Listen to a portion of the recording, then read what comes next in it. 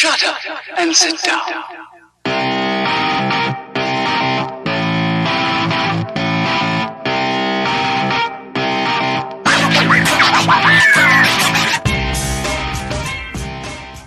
Good morning, afternoon, or evening from wherever you're listening across the world. Welcome to another episode of Just Ball Things. With me today, bringing the energy, as always, is the J-Man, Jack Manuel. How are you, buddy? Nets World. Nets Nation, baby. Good win today. I am positive somewhere in this doc we will talk about it. Yes, Nets, baby. And a good day on you for Twitter as well, Jackie boy. Getting a bit of a famous retweet. Look at you go. Send some of those followers my way, please. Can we get a follower count on my Twitter? Let's find out.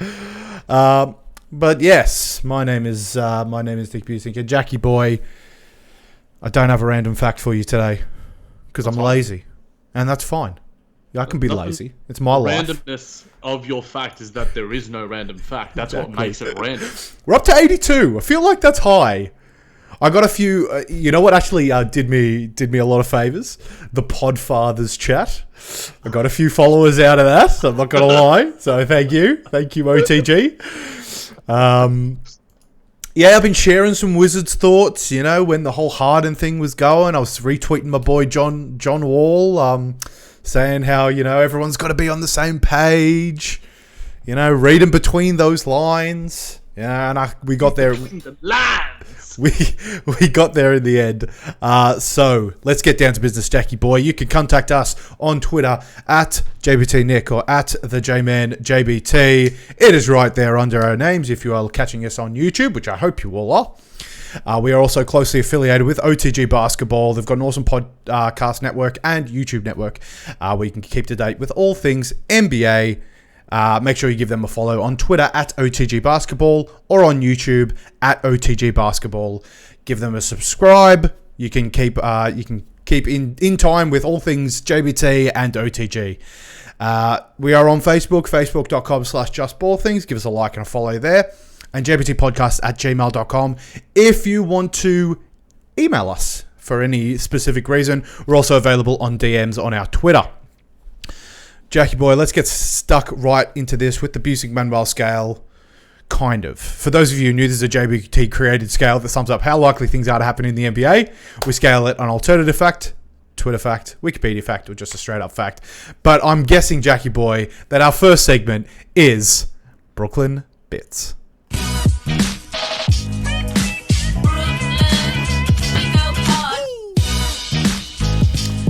Yeah, boy. Jackie boy. The Brooklyn Nets made some moves. I'm not sure if you're aware. I'm aware that the Brooklyn Nets made some moves. A few other teams got into the swing of things as well. Four-team trade that ultimately landed James Harden to the Brooklyn Nets. So, Jack, I ask you this question. The Brooklyn Nets are going to be worse after the James Harden trade. They gave up a lot of pieces here, a lot of picks. Very reminiscent to a certain other Brooklyn trade. But I'll let you have the floor, buddy boy. What do you make of this? Well, firstly, can I just say thoughts, prayers, well wishes with Karis LeVert. Obviously, thank this trade actually could have been a blessing in disguise for him. The MRI discovered an issue with his kidney, and thankfully the Indiana MRI and their staff and their due diligence during their physical were able to discover that. Hopefully it's just a minor blip and he gets back to his all-star best. And yeah, thoughts and well wishes with Karis LeVert. Not just Nets fans love him. I know Nick loves him. OTG Nick loves him, co-host of the Brooklyn Buzz, and we're hoping that he's back quicker and faster than ever. So just thoughts with Karis firstly. Nick, I'm going to give it a Twitter fact because I have to remain objective on this podcast. Classic. Well, no, I don't, but I'm going to choose to. I've done like 3 or 4 podcasts on the James Harden trade. Some on the Outlet, some on the Brooklyn Buzz. The OTG network there's a lot of podcasts on it. Let's just put it that way. That's right. What I came up with basically, and we saw James Harden play today, which was quite good. 30-point triple-double. The offense is looking. I'd say it's the first 30-point triple-double of a debutant ever in the NBA, I believe. Yep. So it's not bad, Jack. I mean, it could have been a quad double. But, whatever. Well, he had 9 turnovers. It could have been a quad double with one more turnover.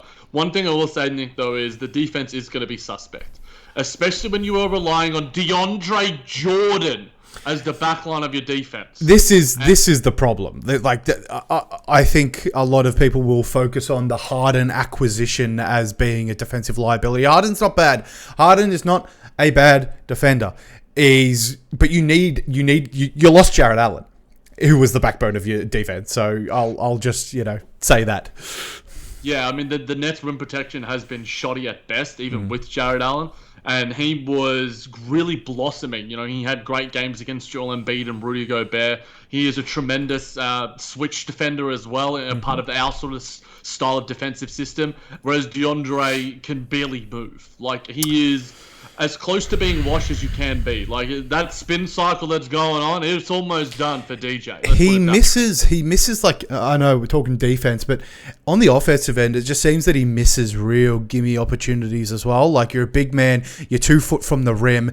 Yes, there is some defense there, but how hard it is to just bank something in. And I see a lot of just bunnies that are missed by DeAndre Jordan. That frustrates the hell out of anyone. Your point guard or your anyone on your team has created space for your big man, and they can't get the finish 2 feet from the rim.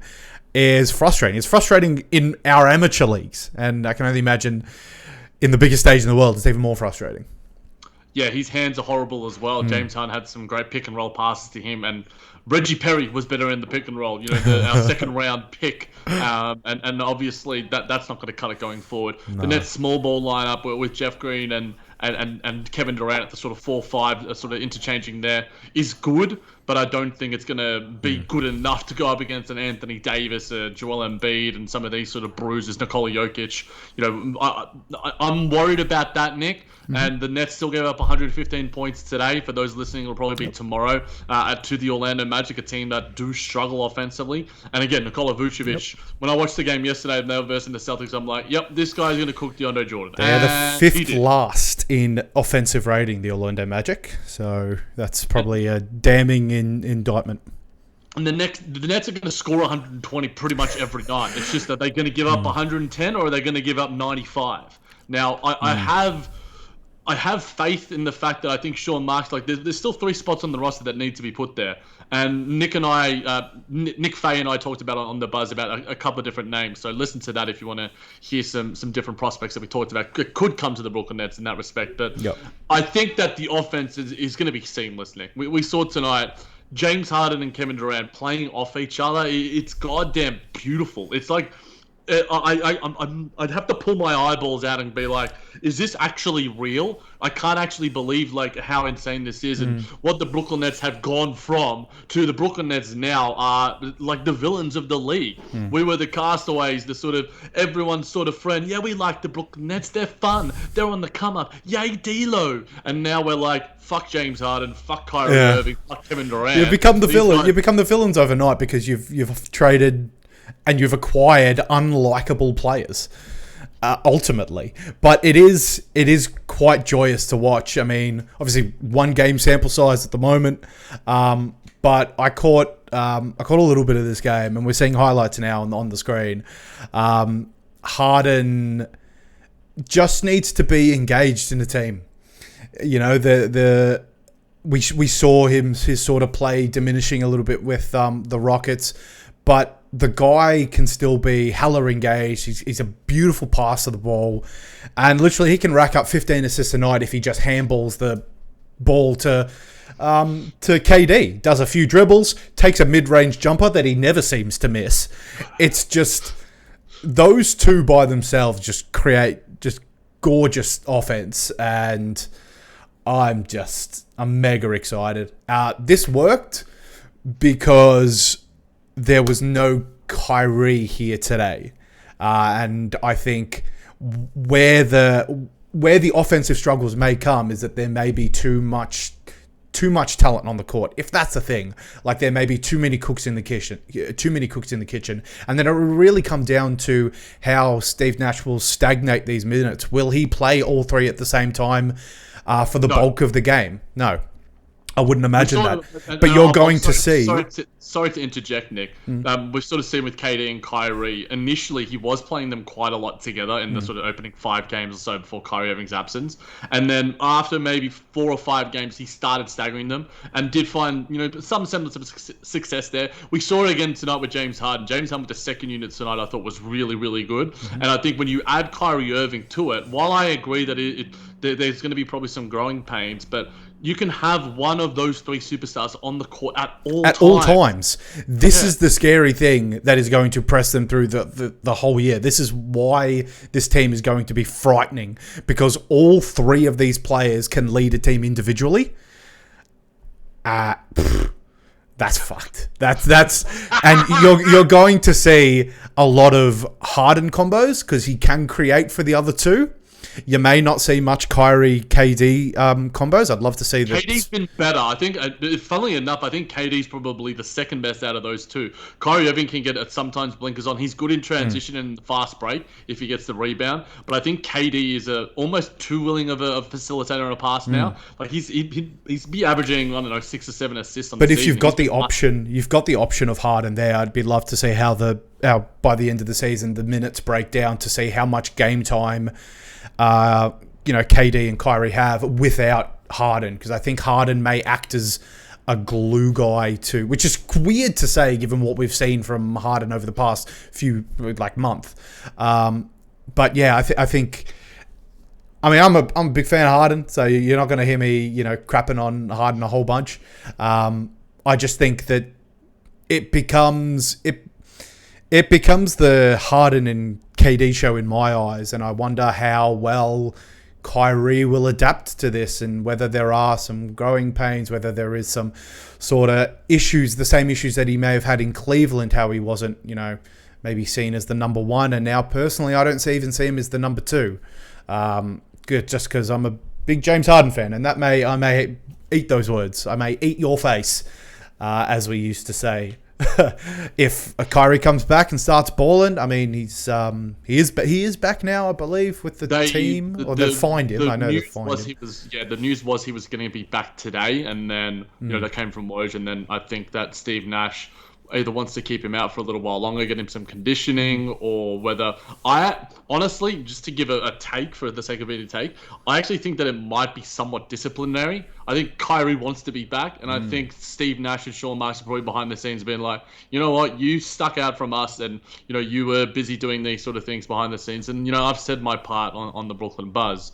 But now it's just like, I think he'll be back for MLK Day against the Milwaukee Bucks. And for those that are watching right now, that's going to be an awesome game. And I hope he is back for that, because the Milwaukee Bucks are one of the 2 or 3 best teams in the league right now, and leading the team in offense right now with an offensive rating of 117. Yeah, that'd be one of the best of all time. And the Nets certainly have great offense as well, but it's going to be a really good defensive challenge for the Brooklyn Nets. So I'm looking forward to that. But Nick, we segue nicely from Kyrie Irving to Kyrie Irving, and let's listen to a man who has had a lot to say about Kyrie Irving this week, Stephen A. Smith. Kyrie is worth all of this drama. No, he's not. He's not worth it at all. A matter of fact, let me say this straight up and down. I think Kyrie Irving should retire. I think he should announce his retirement today. Clearly, you don't want to play basketball bad enough. It's extreme, Stephen. You might still want to get the $33.4 million, obviously devoid of... Stop it, Nick. I'm tired of this. Just turn it off. Turn off this dribble from... We love the man who's telling us to stay up the weed. But Tobacco himself. We love Stephen A on this podcast. I think you'll struggle to find an NBA fan who doesn't at least. He's a polarizing character, so we love him. A lot of people hate him. Kyrie Irving, you're never in the middle about. Kyrie Irving. I feel like a lot more people like Stephen A as opposed to a Max Kellerman or something like that. Because it's always it's the Skip and Shannon thing. Everyone, it's like both polarizing. Team Shannon. But always Team Shannon. Man. Of course, that's what I mean. But that's what I mean. And it's most of the time it is Team Steven. But I mean, I'll ask you. Kyrie Irving should retire. Nick, this is a blatant alternative fact, and he kept churning this out. And when he saw other people tweeting, he quote tweeted those people saying he should retire. And it's just like, one, what would you do if you actually did retire, Stephen A? What would you do for content? Like, what are you how much shit are you gonna spew? Are you gonna choose another player to go after? Are you gonna go after? I have no idea. Like, you maybe criticize the shitty team that you've got in your own New York backyard, because right now your bias is being shown. You try and show a level of objectivity as a talking head, but it ain't being shown anymore, my guy. And Kevin Durant's actually appeared on your show. So, look, I'm not speaking directly to Stephen A, even though he is definitely subscribed to OTG on YouTube, and he is definitely subscribed to Just Ball Things on all podcast platforms. Naturally. But this is just dumb. It's really stupid. I agree that Kyrie Irving has moments where he lacks motivation and lacks commitment to playing basketball. He wants to be seen as more than a basketballer. While he is a basketball obsessive in terms of the craft itself, I don't think he has the commitment and drive that a lot of other players do. And that's fine. Kyrie Irving has a lot of other things. And we saw, this week he took time off due to personal reasons. And then we also saw some pretty poor behavior by him and his family. Going to an indoor party for his sister's 30th birthday. A lot of the people, if not all the people, including him, his father and his sister, were maskless, which was really disgusting to see. And I said that on the buzz. I don't need to reiterate those comments. But I do understand, you need to come up with a hyperbolic take about it. But Kyrie Irving retiring just seems idiotic, Nick. It's a headline. And I think I don't truly think that Stephen A thinks he should retire. It is 100%. Enough, Nick, as well. He does have a new show on ESPN Plus coming out, so I think that. And I was looking on like the ESPN YouTube channel just to sort of like see if there were any topics for us to sort of like chat about or sort of talking points. And the number one most viewed video that I saw like over the past week was his comments saying Kyrie Irving should retire. And it relates to previous comments we made about Kyrie Irving in terms of his media coverage. And again, there's other comments as well, Nick, from Jackie McMullen, Ryan Russillo, and Bill Simmons on the Ryan Russillo podcast. I was listening, before we do listen to the comments from Jackie McMullen, and there's a little bit of tweet there as well, Nick, where you can look at what Bill Simmons and Ryan Russillo were saying, which was even worse. I was listening to this podcast personally because during the James Harden trade, there was about 40 million podcasts. And when I was stopped listening to all the ones on the OTG network, I went to Ryan Russillo, I went to Bill Simmons, and I had a list. I'm like, okay, these guys are hard to listen to at the best of times. Like, I do like them. I think that, they are podcast pioneers in a lot of respects. But their bias here and their incredibly insensitive and lackadaisical nature, like, you are paid like 6-7 figures to cover the league. You should have a level of respect in how you communicate about the players that make you money. And how Jackie Mack communicates here, and I normally love Jackie McMullen, and she normally has had a decent enough relationship with Kyrie Irving. That has deteriorated since a lot of her comments and a lot of her pieces have been quite critical of him. And some of it has been justified, some of it hasn't. This quote here, Nick, and I'm not sure if you got the comment up right now. Yeah, I've got it. I'll let everyone else make a judgment for themselves. While you can be like, you can justify it, to me, there's not a lot of great justification for it. Let's hear Jackie Mack. Oh, sorry, Jackie boy, you've put me on. Oh no, I've got it. Understand the Kyrie part of it without just being a bunch of jerks on podcasts that can't figure out how anyone can do this. Well, so I will tell you this. One of the I was thinking about all the conversations I've had with Kyrie through the years. One of them I had, 2 years ago. We got into an argument about, something. And he's like, well, there shouldn't be an NBA draft. Players should be able to go wherever they want to go. We're not, someone's property. And I'm like, yeah, you are, dude. That's the way it works. That's why you get paid all these millions. And so I really think in Kyrie's mind, I think the effects of the Capitol, I think the effects of the Jacob Blake shooting, I genuinely believe those things affected him. They bothered him. He felt like we are not putting importance where it belongs. These things are more important. I really believe that. Understand the Kyrie. I think if I may, I think do the devil's advocate for me. The comment comes across as extremely strong because of, I think, where and how blunt Jackie McMullen is. Because I ultimately agree with her sentiment in that you shouldn't abolish the draft. The draft is there to regulate the league so that everyone can sort of have their shot. The last thing that you want is a soccer-inspired, team and I guess draft market, because your rich get richer. Your Lakers and your Knicks will, they are already massive free agent destinations, but at least they don't get that boost in the draft as well. That being said, Minnesota have had 3 number 1 picks for freaking ages and haven't been able to do everything. The draft isn't the be all and end all, but at least it gives organizations a chance to draft that, generational superstar. And so, but the draft is not the issue here. It's the fact that, the reason that Kyrie Irving thinks that the draft should be abolished is because he makes it feel like to him that we are owned.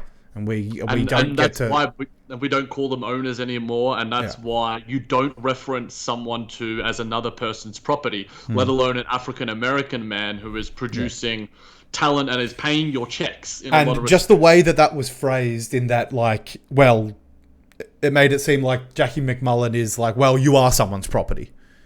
Yeah, and look, Nick, if you scroll down into that tweet, the quote tweet, there is also a snapshot, and you can show the people in the thread that an even worse, maybe a worse comment, I don't know. They're both horrible. Bill Simmons and Ryan Russillo continue to talk about, their pets and their pet dogs. And then they reference Kyrie Irving in that conversation. And to me, that I didn't listen to that point because I stopped after hearing the Jackie McMullen comments. And I'm just like, unsubscribe, see you later, son. And I'm not sure if you have the tweet up now, Nick. Yeah, I've got it. Yourself. And if you, because for people that are listening on the audio platform, do you want to read it out?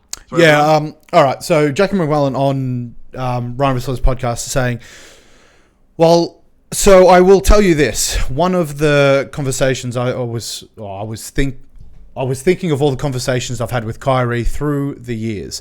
One of them I had, 2 years ago.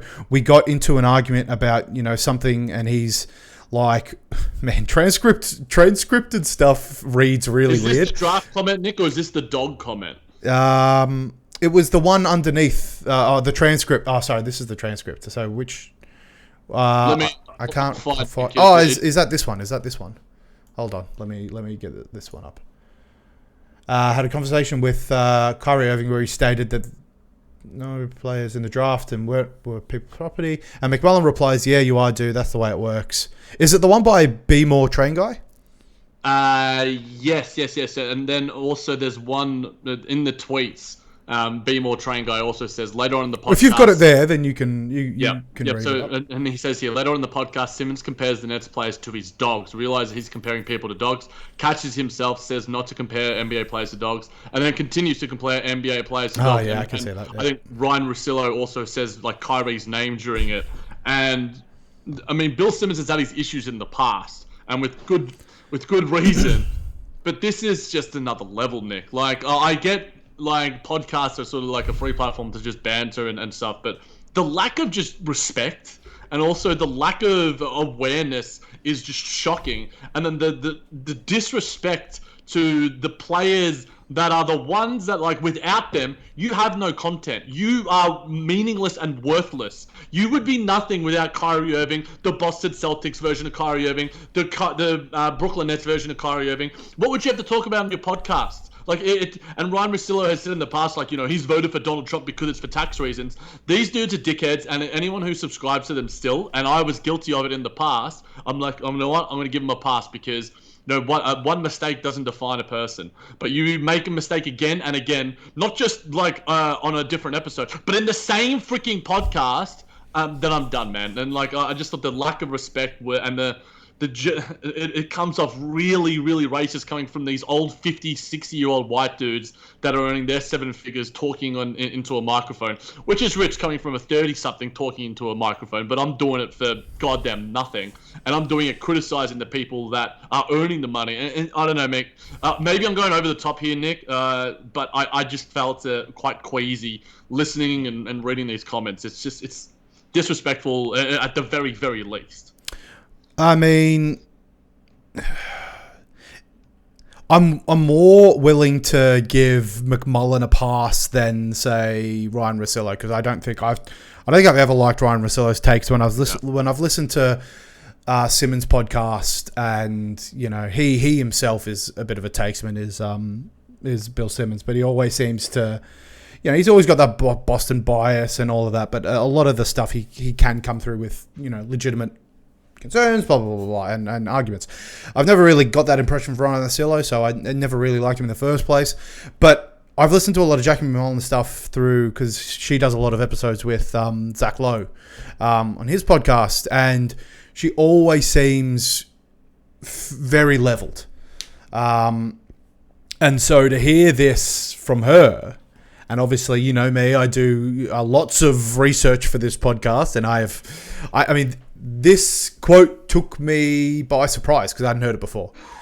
The stuff from Stephen A, whatever. I mean, this is he lives and breathes this sort of stuff. That's like saying he should retire. Like that's not attacking a person's character and attacking like who they are. And like that's when and again we wonder why Kyrie Irving doesn't like the media, because there seems to be a set of rules and a set of standards for him that it's just like we can attack this dude relentlessly. Whereas if this were LeBron James, if this were Kawhi Leonard, it's just a completely different set of rules. And I don't like it, Nick, and I don't want to get caught into a rant. So we'd better move on to the next topic, and we'll get into. I'll probably get into a rant on this topic as well. But have you got the Charles Barkley link up, my dude? I sure do, Jackie boy. Let's listen to Charles Barkley with a terrible take. 300 million shots. Giving 1,000 to some NBA players. What about NFL? NFL. I'm just getting ready to say NFL players, hockey players. Listen, as much taxes as these players pay. Let me repeat that. As much taxes as these players pay, they deserve some preferential treatment. For life and death? Yes. The amount of money you make. No, I said taxes. I didn't say the amount of money you make. Well, that's on taxes. I'm saying the amount of taxes these guys pay. No. We can't go there. No. I don't think you could go there. I'm clear in front of the line. I love that Kenny is just like, Thank no, God, Kenny. Thank God for Kenny. Because seriously, oh man, I mean, it's just such a boomer take. It is such a boomer take. Okay, boomer. And apologies to anyone who's 50 plus listening to this podcast, if there are any. It's the boomer mentality. It is. It's not even the boomer mentality. It's the elite capitalist classist mentality where it's just like, I pay my taxes, I deserve to have more than you. I earn more money, I deserve to have more privileges than you. And it's not. In a just and fair society, everyone has the right, and for those playing along at home, NBA players should jump the line and get vaccine shots because they pay more taxes than normal people. Well, Nick and I, we don't even need to justify this with an alternative fact. It's just that plain and simple. What I will say, Nick, is I do think that the NBA players should get the vaccine shots and be filmed doing so. So say like LeBron James, Kyrie Irving, Kevin Durant, get like a vaccine shot and it's done on air. I think that provides a level of confidence within just the science because there's such skepticism on it. And I've even heard Zach Lowe say on his podcast or a different podcast say that, like, you know, right now people are 50-50 in the NBA on whether they want to get the vaccine because these are hyper athletes and what they put into their body is just, you know, pristine. You know, their body is their product. And it makes sense why they would have a level of skepticism if it's based off, you know, not like anti-vax Michael population control Porter Jr. It's bullshit and he got the virus, funnily enough. Ha ha ha ha. I'm not going to laugh at him, but I am, and I just did. But I think that in terms of like having them will bring confidence to the rest of society or to other people in society saying like, oh, well, I'm kind of skeptical of these guys, of the virus, of the vaccine in general. But, oh, wait, you know, I've seen LeBron James take it and he said he feels fine. That makes me feel more confident in taking it as well. Yeah. So I think from that perspective, if Charles Barkley were from that perspective, this would be a straight fact. But his reasoning is just so goddamn off base that it's I don't know. I can't explain how off base it is, Nick. I don't have an analogy for it. I don't know. To me, it makes no sense. And Chuck can vote for Donald Trump again in 2024 if he wants to. For those high-end tax breaks. It screams to me a guy that sort of just lost touch to what the 99% are doing. You know, he's been in the 1% for so long of his life, and I don't know how Charles Barkley was before basketball. Maybe he was part of a well-off family. I've got no idea. I don't care that much about Charles Barkley to know that, but it just screams for a guy that is so off base with where he is in society and maybe where he's come up from. He's disconnected from the real world. Because if he were not in the position that he was, I doubt that he would be saying the same things. You know, if he's got sick and vulnerable people in his family, if he's got family and friends that can't afford, health insurance in America that are severely at risk at this virus, and you see these famous people getting them on the justification, it's like, well, they pay more tax, therefore they give more to American society by that warped notion, and they get this elixir of life, and you do not.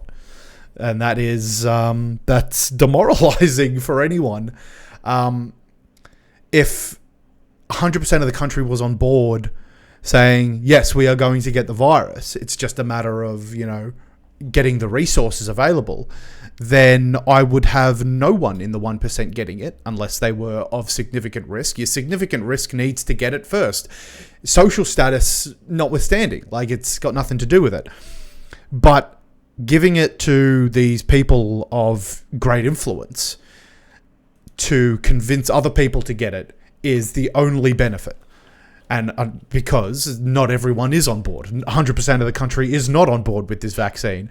And so you need to have people of influence, and they are your sports stars. They are your politicians. Especially in America, Nick. I think probably in America more than any other country. They follow the celebrity saturation culture over there. It's just like, this movie star, this athlete's taking it. Their position of influence, where they are heavily influenced, is skewed compared to, say, literally anywhere else in the world. That they put a lot of weight into their celebrities and whatever, and that just comes down to, like, you as a person. Who, if someone says something, who are you going to listen to? You go, am I going to listen to Joe Bloggs from the University of Oxford saying, yep, this is great, or are you going to listen to LeBron James when he takes the virus and said, yeah, this is good?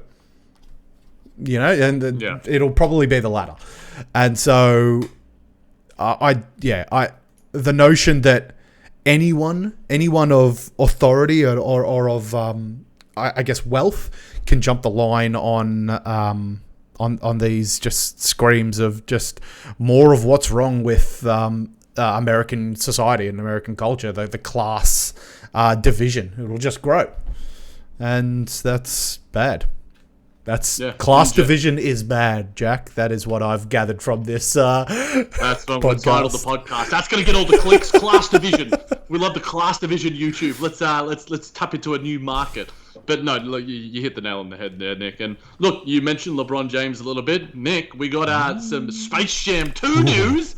One of the links there, that top little Bleacher Report one, mate, is a little bit of a screenshot from that we've seen new, and then underneath there's also some stuff about the plot, and also a little bit of a clip. Well, I opened the trailer. I opened the YouTube because that's the one that you highlighted. That's the background one. One we can sort of have. It's not necessarily a trailer. It's just sort of like LeBron hyping up and having a bit of a chat to BB Bugs Bunny. Now, Nick, Space Jam 2 is going to usurp the sequel as the best basketball movie of all time. Usurp the sequel as the best. So it's usurping itself because this is the sequel? Usurp. Oh, no, usurp the prequel. I mean, yeah. Usurp the original. The original. It's not quite a prequel. Yeah. I mean, a lot of people will argue that Space Jam is not the greatest basketball movie of all time. Most people... I wouldn't say it's the worst basketball movie of all time. Hey, Thunderstruck. It's my new favorite basketball movie. No, that is the worst. That is the worst. Now, I haven't seen every basketball... I haven't seen a lot of basketball movies. But, I mean... Space Jam's just a laugh, It's a fun time. I get caught, and I'm guilty of this, with saying, "Yep, that was a really good movie. That's incredible." Blah blah blah blah blah. But then, for example, Interstellar is one of my favorite movies. It's a 3-hour-long adventure. I am not going to watch that. I have no urge to watch that right now. Yet if someone said, hey, let's put on Space Jam, hey, let's put on School of Rock, those are my... But those aren't my favorite movies. I just love them. And this is where I think people get caught, because should School of Rock be my favorite movie because I've seen it 5 million times? Yes. It is amazing. It is amazing.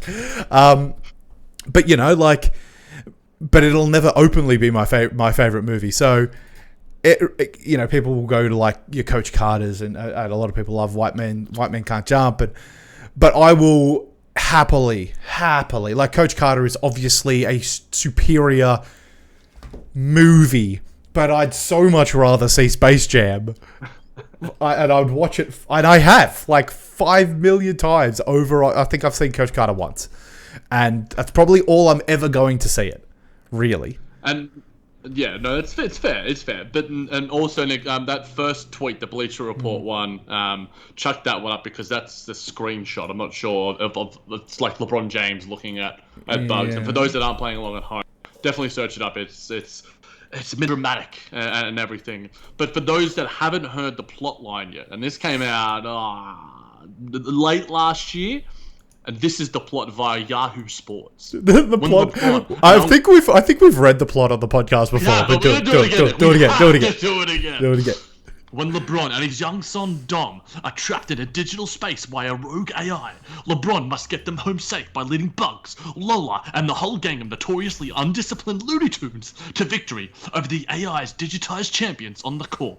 A powered-up roster of basketball stars. Have you never seen them before? It's Toons versus Goons in the highest stake challenges of life that will redefine LeBron's bond with his son and shine a light on the power of being yourself. They're ready for action, choose, destroy convention, supercharge their unique talents, and surprise even King James by playing the game their own way. How amazing is it? I love Bugs' face in this still. I just want to zoom in on it, but I can't because every time I try to zoom in on the phone, can I open image in new tab? Yeah, let's.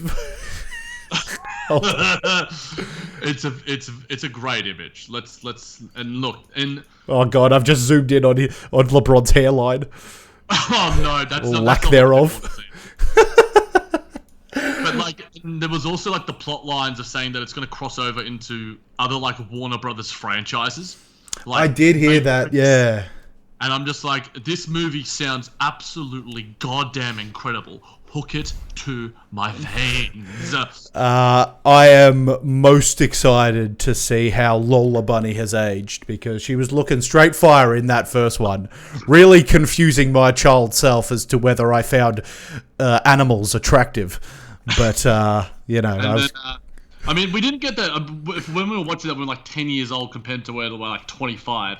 The whole Bugs Bunny turning into stiff as a board has a lot new meaning as an adult these days. That's right. We could do a podcast for hours and hours on end on Space Jam. And we definitely should. When this movie comes out, I want a shot for shot. We need to, 2-hour podcast.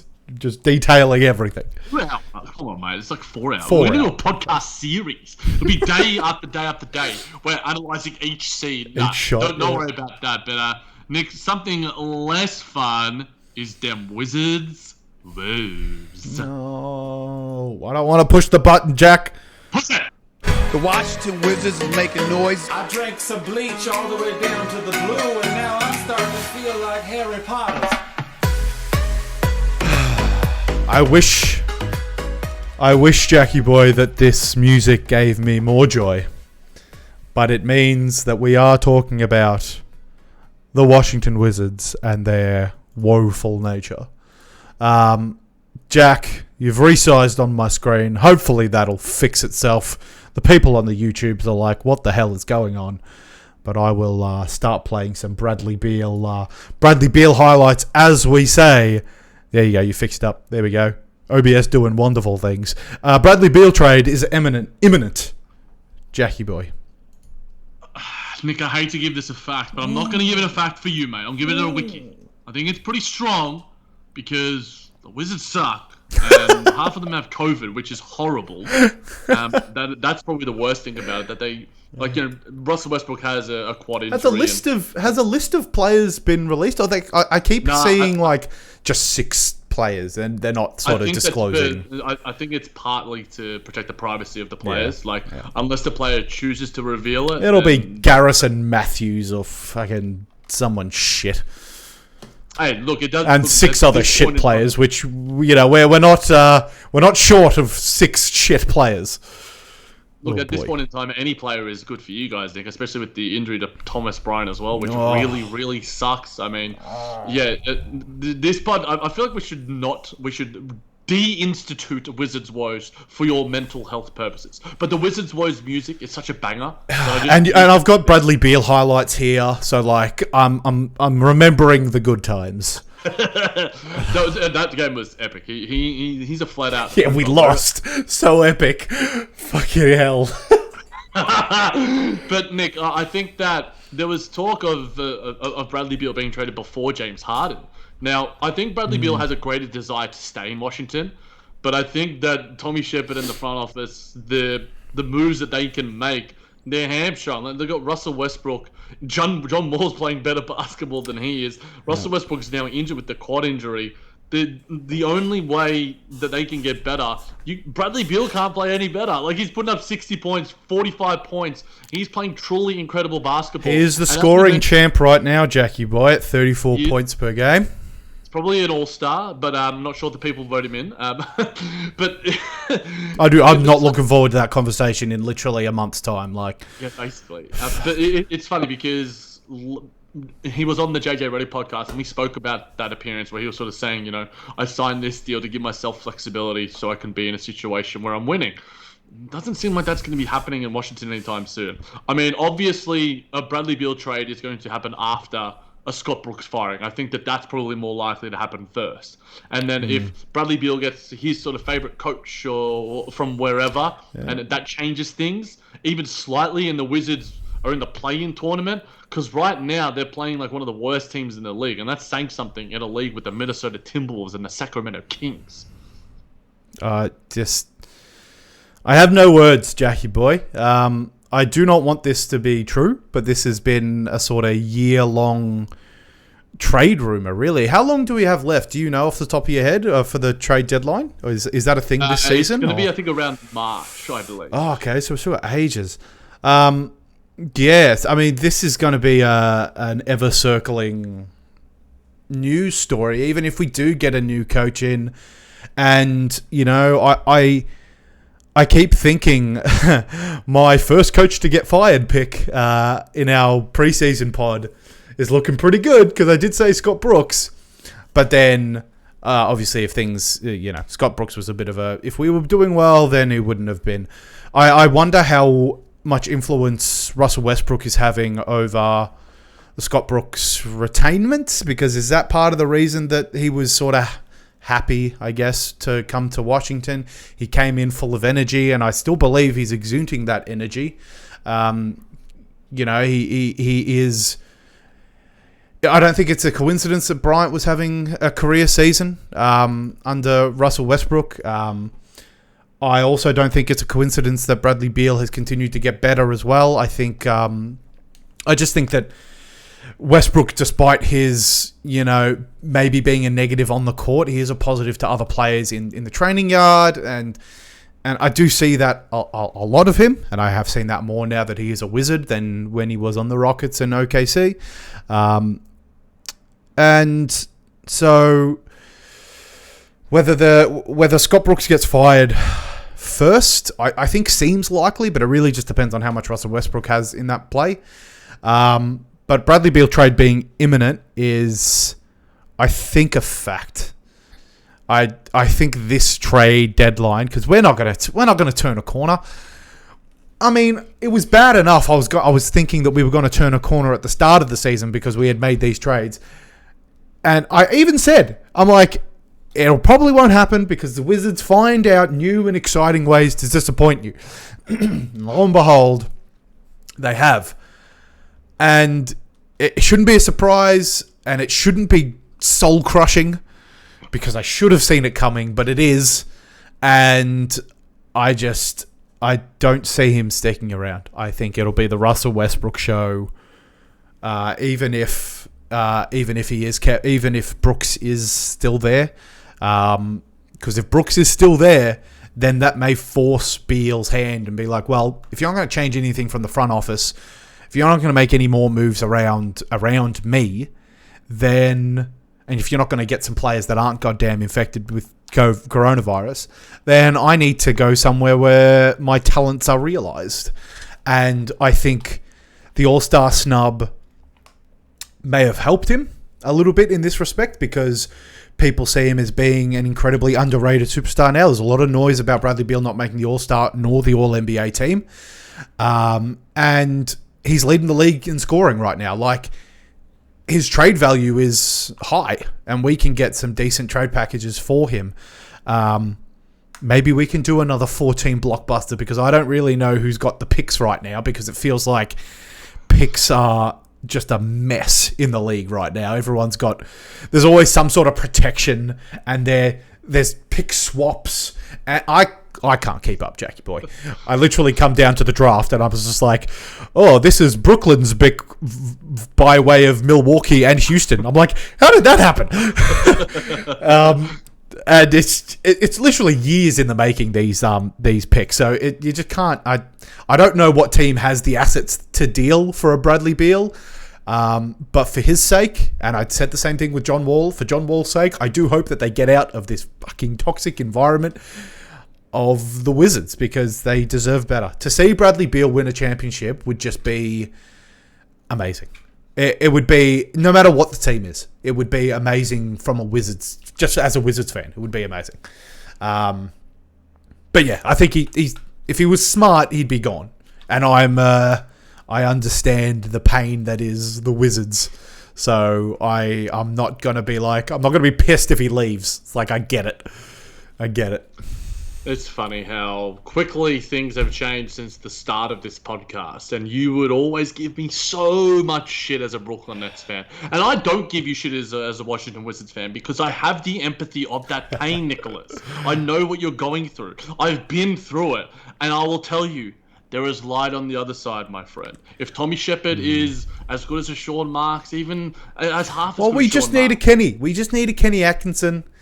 That's what we need right now. We just need someone who's going to make shit players look great and just have fun on the court. Because before you had Kenny, oh boy, you were a hard watch. At least we're a fun watch right now. You're going to get high-scoring games with the Wizards. You're going to see Bertans hit a ton of threes. Bradley Beal is always fun. Like, you see random people like Isaac Bonga making threes. Like, Isaac Bonga's good, man. He needs more minutes. That's one thing Scott Brooks is doing poorly. Like, he guarded KD well in the game where we versus you guys, and he just yanked him from the rotation. He's that stretch sort of 3-4, not quite a 5. He's that stretch 3-4. Who's been stroking the 3 of late. Like, offensively, we're just great. I don't know enough about on the end of the defensive end to sort of like, I just see like open buckets all the time, and I'm like, how does this shit happen? How do you find someone in the key just open so often, and the rest of the team's just like, it's like the Spider-Man meme.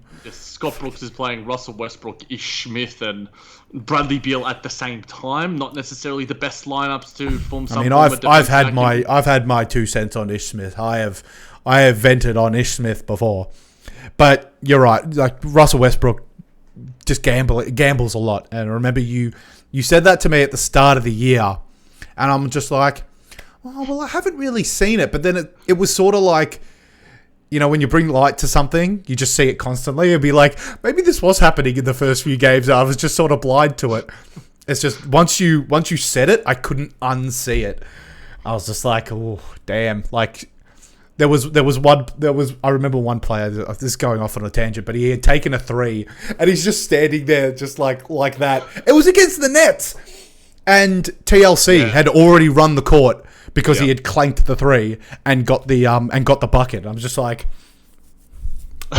Okay. I see. I get it. Yeah, look, I need to stop you there, Nick, because the Wizards' woes, I can tell you're getting fired up. The anxiety is rising. The depression is rising. Let's chill. Let's end the podcast before the woes make you feel woeful about your own existence, my friend. Oh, man. I mean, my life can't get much... No, that's a lie. That's hyperbole. You got a nice T-shirt, man. You got a nice T-shirt. You've got the JBT T-shirt on. This is my...